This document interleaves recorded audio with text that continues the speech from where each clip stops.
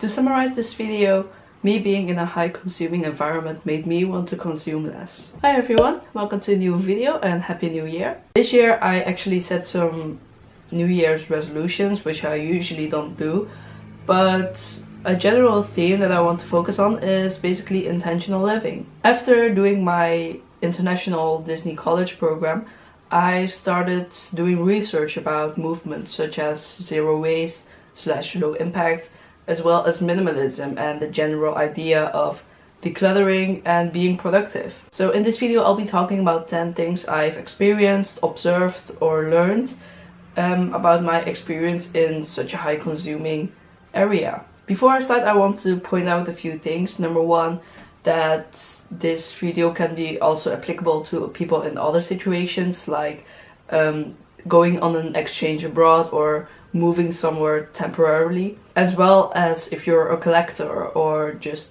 in your office everyday life. Number two, I don't consider myself a minimalist or a zero waster, but I do really see their values and vision, which I really appreciate.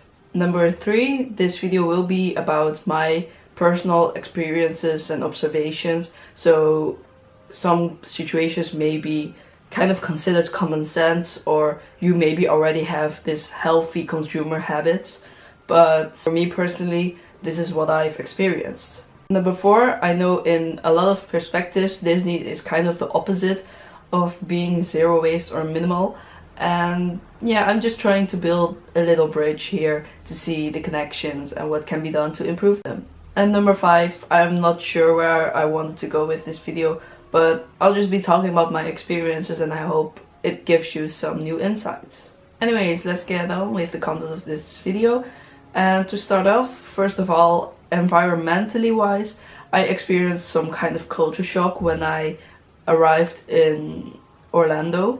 As Walt Disney World really prioritizes the comfort and the convenience of the guests, there are so many things that are quick to grab or just disposable, and also just packaged individually or in a very beautiful package. Outside of Disney, in Walmart for example, you get everything bagged for you. I'm from the Netherlands and this is a very dense country. Many places in the United States being so spread apart, it's just necessary to have a car. I really had to adjust because there were also a lot of things I didn't know or just didn't think about. For example, the tap water is not drinkable, so I started off with buying gallons of water, but that was very inconvenient, so I did end up buying a water filter after 1 week. You know, and after a few weeks I could just tell the cashier in Walmart that I didn't need a bag and I could walk to different places, and I just tried to buy in bulk as much as possible. Adjusting was really the key. So number two, almost every week there are CPs arriving or departing, so there's always this ongoing cycle of buying and getting rid of stuff. So I know that a lot of American CPs just come by car and fill the car with their entire house, but for the majority of the international CPs, we come by plane and we have to buy everything we need. It's like a common thing now that every Monday, for example, the bedding and the shoes are just sold out in Walmart. And at the end of the program, it all just gets thrown in this black hole of donations or just simply getting thrown away. And while I understand that the housing complexes want to only offer the minimum amount of stuff for safety and hygienic reasons, I feel like things like a little trash bin in the bathroom or clothing hangers are something that almost every CP would get. I'll talk about more things in the next point, but I feel like they could just offer a little more. It's a shame that they removed the corkboards in the rooms. I was really looking forward to use them, so I had to buy my own basically. So the third point is that there are the CP trading posts on Facebook, and now with Facebook Marketplace being a thing, it's really nice and easy to get things that are nearby. Basically, those Facebook group is to sell things or to buy things from other CPs or people who can at least deliver to the CP housing. I also managed to sell a few remaining things and foods at the end of my program, which is really nice. So another example is that I've been wearing my Fitbit for the last half year, and while I did buy it on sale, I could have saved another 50 bucks if I looked locally, because a lot of people were also selling one. Most people will be selling something you want secondhand. Following up on point 2, I wish there was like an actual trading post, like a physical trading post at the Disney housing. Selling is a very nice thing that people are doing, but not everyone has Facebook or is on Facebook, and a lot of other stuff is just going to be thrown away or donated. And while donating is an okay solution, I don't think it's been ever told where the donated stuff is going. And with the amount of CPs that go through the programs per year, I think it would just save so much effort and time and money if they would just keep it in this circular economy within the housing complexes. So point 4 is mainly about Disney merchandise. I don't really mind when people call Disney this wasteful, manipulative company, because while yes, they make magic, they make people happy, they think about sustainability, at the same time they're still this commercial company who wants to make money from people from every gender, every race, every income, and that just takes a lot of resources. When I was doing the program, it was in the middle of the rise of the purple wall, the millennial pink, the rose gold merchandise. Disney knew what was trending and just built on top of that. Especially with Instagram being such a thing, it's really easy to market these things. And being in Walt Disney World for 6 months, I saw even more wasteful flaws or just general flaws in the company. Of course, solutions are easier said than done, but it's just things to kind of think about. Something my teacher, for example, explained is the whole no plastic straws, no plastic lids in Animal Kingdom, but in the same park they do sell like plastic toys in plastic packaging. So Disney is a very fun thing to collect. As you can see, I have my own selection of merchandise displayed. But with people really liking collecting the Disney merchandise, there are also like so many new releases on stuff. People buy it, especially when it's limited release, for example. You've got the pins, the spirit jerseys, the designer bags, the Pandora charms, and a lot of people just keep buying them. And of course, if you like collecting these items, which will also be mentioned later on about my own consumption, it's fine if you really like a particular thing, but I feel like there's this domino effect, especially when I mentioned Instagram. People just keep buying also because other people are buying. In the end, it just doesn't get used, for example. I really love Run Disney events, and I've also done races, but they gave out so many shirts and medals, and that takes a lot of resources. And of course, disposables wise, on the racetrack there are also cups of water, cups of drinks, and maybe sometimes a little pieces of snacks. At some point, a lot of merchandise lost its appeal to me. I just didn't think it was going to be useful, or I just didn't like it, so I left it by that. So I focus more on the things I really want to bring home. Number 5, also kind of a point related to Disney merchandise. So I'm personally not a shopper, but I still buy clothing because I do like graphic tees and I like to adjust clothing for running costumes, for example. So I did spend a lot of time researching fast fashion and how clothing is getting manufactured and worn these days. In short, fast fashion is basically manufacturing clothes as fast as possible from design to having it laid out in stores, which is mainly done using outsourcing cheap labor. And unfortunately, I think Disney and other brands, other IPs, really encourage the fast fashion industry. Even in an ideal situation where Disney parks would make their clothing in a sustainable way, which is most likely not the case, Disney collaborates with their license with fast fashion stores like Uniqlo, Forever 21, H&M, and even Walmart or every souvenir shop in Orlando. I'm a little sad about this because Uniqlo used to be my favorite clothing store because they had great Disney shirts and also other great pieces. But at the same time, I just don't want to support this industry anymore. Something that I saw before I even left for the program, but also after my program especially, was that Primark, which is like a European fast fashion store, being very successful with this because they take brands like Harry Potter and Disney and a lot of other brands, and they make very pretty merchandise and clothing. And I must admit, I still walk into Primark to just see what they have nowadays. I don't buy anything for myself. Primark really knows how to display everything to make you buy more. Anyways, a little bit about backstage and how things went. This can be kind of related to everyday office life or just a general job situation. Because at the end, working for Disney is also still a job. It's a unique job, but it's still a job. Being in costuming, I was basically backstage all the time. And it showed me a lot of extra ways that is created. So luckily I would bring my lunch almost every day. I would forget utensils, for example, so I had to take those plastic ones that they have laid out, which is kind of a shame. And this is another example that could be applied to basically everywhere, not only in Disney, but there's always the option of bringing your own bottle or mug to drink water or coffee.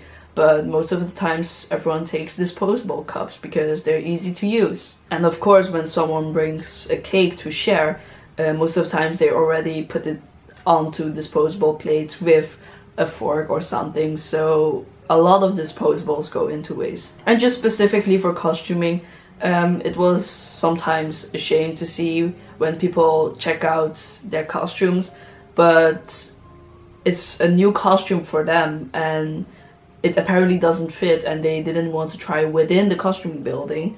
And after it has been taken out, we have to throw it in the laundry because it's been outside. Number 7. So I had the intention to bring home every single piece of paper that I've collected, also like a huge stack of maps. And at the end, when I've also looked at the merchandise I've bought, I just saw that this was not feasible. So a few weeks before the program ended, I really started planning my departure, and it sounds kind of sad, but at the same time it really saved me from bringing home a lot of things that would clutter up my room, and it also reduced my stress for packing. Also around the same time I got into this whole decluttering thing on YouTube and Pinterest, so I was very motivated to start cleaning everything. And as I mentioned, I did manage to sell a few things off to other CPs, and yeah, that's very nice. Some things went to the donation bins, and sometimes I had a hard time letting go of stuff, but I just took a picture and I never looked back. So number 8 is probably going to be a bigger part because it's about also my own experiences, also related to the previous points. And I'm also kind of transitioning to general observations and things I saw to my focus points and what I'm doing right now. So I did talk about the flaws that Disney has in their marketing, or more like strengths, and I was swept away by those methods. I'm a Disney fan and I definitely enlarged my Disney collection after spending there for 6 months. Looking back at number 5, which was about fast fashion, I made a list of all the clothing pieces I've bought in America. And if you look at the colors, you can see that I was very impulsive. Most things that I still wear are from Cost Connections, which by the way is a very fantastic way to avoid throwing away merchandise, because it's basically a place where Cost members and their family can get outdated merchandise. And for Cost members specifically, they can also get broken pieces of merchandise. And it's all a lower price, so I really found a few gems in there. And other garments were either impulsive, had sentimental reasons, were for Disney bound, and some of them I've already even discarded before I came back to the Netherlands. I've also noted down the things that I've bought after my program until now, and it's crazy how many running shirts Disney gives out during a racing weekend. So I like to modify clothes for running costumes, and I recently went to a thrift store and I had no idea that it was so big, and actually all the pieces of clothing I have bought for running costumes, basically just wearing once. I could have bought them in thrift stores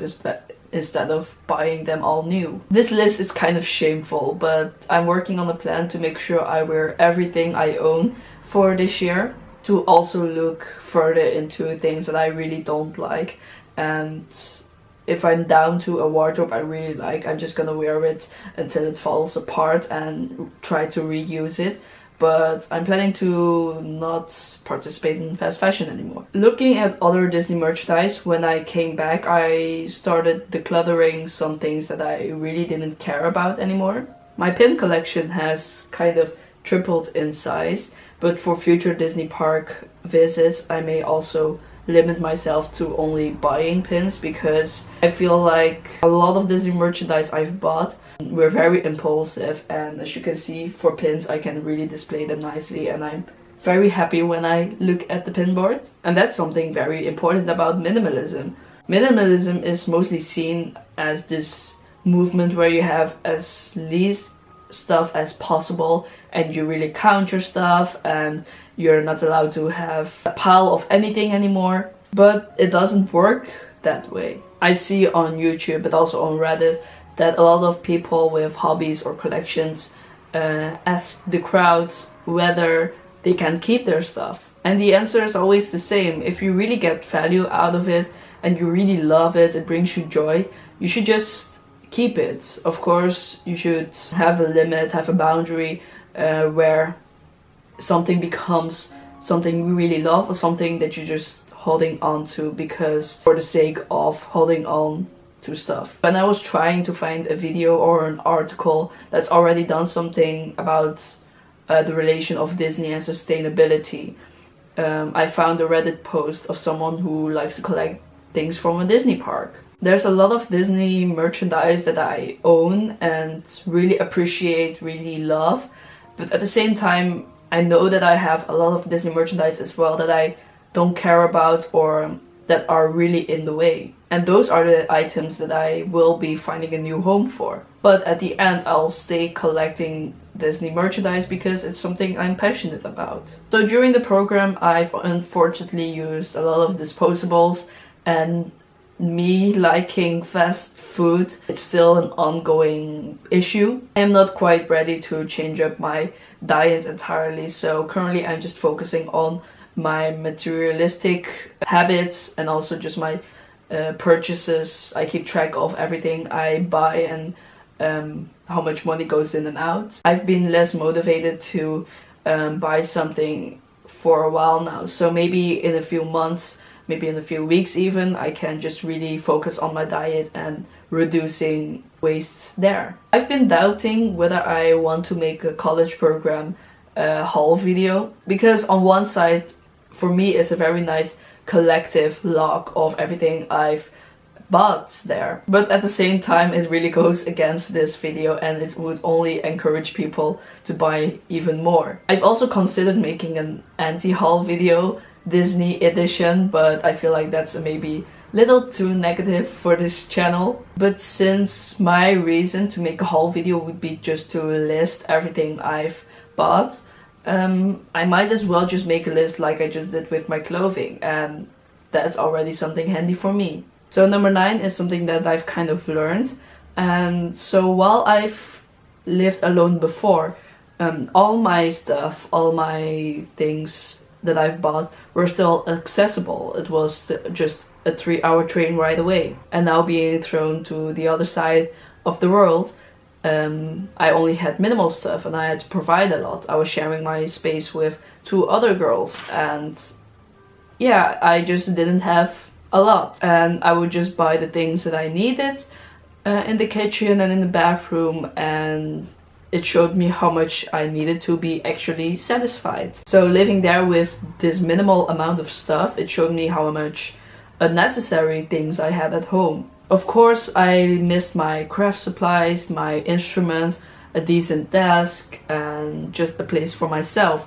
But at the same time, around those items I valued, there was a lot of clutter and a lot of things that that were in my way. So along planning with my departure and the packing, I asked my little brother to take a few pictures of my room in the Netherlands, and I would just note down things that I would get rid of once I'm back. I think it also prevented me from having like the post-Disney depression, because I was just so motivated to work on the next project, basically. And the final thing that I've learned is basically the difference between want and love, materialistic wise. I used to buy for the sake of buying, which is a terrible thing, and looking through all the things that I've bought is just something to regret. As I mentioned, I keep track of all my purchases and every penny that I spend, and I really reflect on whether I really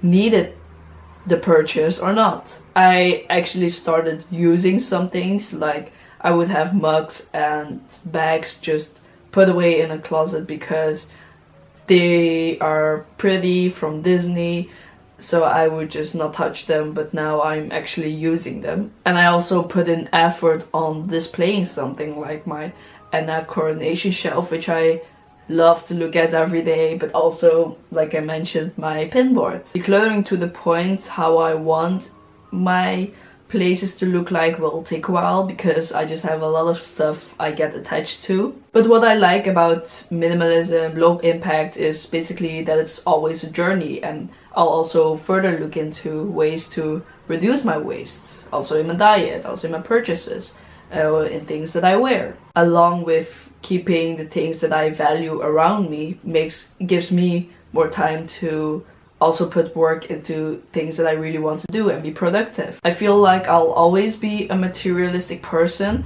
but the time really has come for me to surround me with stuff that I truly appreciate. So this is how the Disney College program has directed me into being curious about reducing my waste and being more mindful about consuming. So I hope this video has been helpful, and thanks for watching.